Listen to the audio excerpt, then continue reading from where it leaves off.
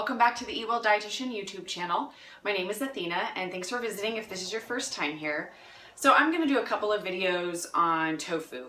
I realized the other day when I was at the grocery store as I was bagging up my groceries that this person approached me, didn't know who I was, didn't know I was a dietitian, but just said to me that I'm the only person in my family who doesn't eat healthy, and how the heck do you eat tofu? So I realized that, maybe just a couple of basic ways to prepare tofu might be helpful. I know there's lots of recipes out there for like a, tofu curry or scrambled egg tofu, using it as an egg replacement or mayonnaise or something, and I think that can be kind of intimidating.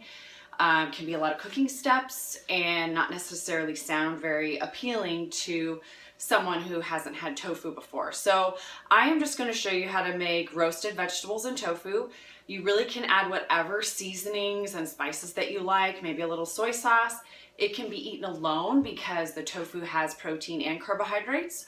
Or if you want more of a hearty meal, you can put it over rice. So I'm going to show you how to make roasted vegetables and tofu. Oh, and I have purple green beans in here from my garden, but they actually turn green once they're cooked.